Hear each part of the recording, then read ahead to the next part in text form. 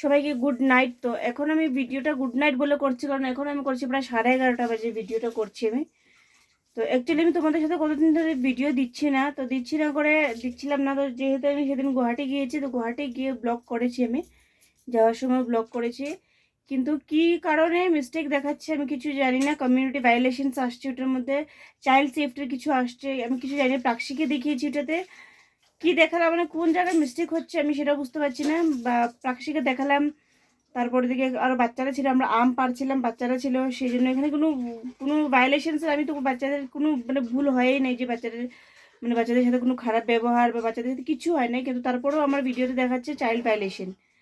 কালকে আমি আপলোড দিয়েছি, কালকে এডিটিং করেছি, কালকে এডিটিং করে আপলোড দিয়েছি, তারপরে দিকে সেম দেখিয়েছে প্রবলেম। তো সেটা আমি রিভিউর জন্য পাঠিয়েছি, সেম দেখিয়েছে, আবার সেম এসছে, ইউটিউব নিয়ে থেকে ডিলিট করে দিয়েছি ভিডিওটা। তারপর এখন আমি আসছি আবার, আজকে আমি মানে যে জায়গাটা আমার কাছে ভুল লেগেছিলো, মনে হচ্ছিলো যে সেই জায়গাটা ভুল আছে নাকি কিছু, সেই জায়গাটাকে আমি ক্রপ করে দিয়েছি, ক্রপ করে আবার সেভ করে আবার আপলোড করতে দিয়েছি। এখন আমি আবার ঘুমিয়েছিলাম, কারণ ভিডিও সেভ হচ্ছিলো, আমার ভালো লাগছিল না, তো আমি ঘুমিয়েছিলাম। এখন ঘুম থেকে উঠলাম, ভিডিওটা আপলোড দিলাম, দেখি আজকে আবার সেম দেখাচ্ছে। তো কেন দেখাচ্ছে ইউটিউব আমি সেটাও জানি না, এরকম প্রবলেম কেন দেখাচ্ছে, কি কারণে দেখাচ্ছে আমি সেটাও বুঝতে পারছি না। তো সেই জন্য ভিডিওটা ডিলিট হয়ে গেল। তো এই ভিডিওটা আমি আর আপলোড দিচ্ছি না, কারণ আমি গুয়াহাটি গেছিলাম, যে মানে সে ভিডিওটা আমি আপলোড দিয়ে কোথায় মিস্টেক্স হচ্ছে আমি জানি না, কারণ এডিট করা ভিডিও কোথার থেকে কি হচ্ছে বহুত প্রবলেম হয়, মানে এডিট করতে, এমনিতেও এডিট করতে খুব কষ্ট। তারপরেও আবার মানে এখন আবার আমি সেই ভিডিওটাকে কোথায় প্রবলেম হচ্ছে আমি জানিই না। যদি ভাবতাম, যে বুঝতাম যে এই জায়গাটাতে ভিডিওটা প্রবলেম হচ্ছে, আমি এই জায়গাটা কেটে ফেলে দিতাম, মানে ক্রপ করে দিতাম, তাহলে কিন্তু এখানে বুঝেই যাচ্ছে। কিন্তু আমি বুঝতেও পারছি না আমি কোথায় কি প্রবলেম হচ্ছে, আমি কিছু বুঝতে পারছি না। তো সেই জন্য ভাবলাম যে কালকে একটা ভিডিও আসবে, এখন আমি তোমাদেরকে এই ভিডিওটা দিচ্ছি, এখন প্রায় 12টা বাজে তোমার সাথে এই ভিডিওটা আপলোড করছি। কালকে যে ভিডিওটা আসবে সেই ভিডিওটা কিন্তু আমি অলরেডি এডিট করে দিয়েছিলাম, গতকালই এডিট করে দিয়েছিলাম এটা। আর আমি যে আগে যে ভিডিওটা করেছিলাম সেটার পর থেকে আমি কন্টিনিউ করেছিলাম।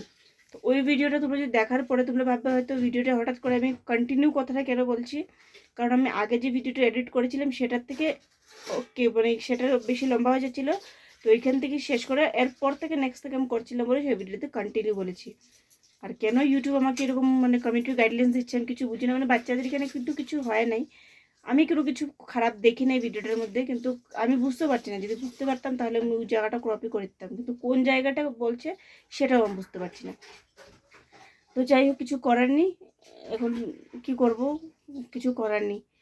তো ইউটিউবের একটাই প্রবলেম, কিছু একটা মিস্টেক হলেই কি কোন জায়গাটাতে মিস্টেক সেটা দেখালে হয়তো আমি ইয়ে করে দিতাম।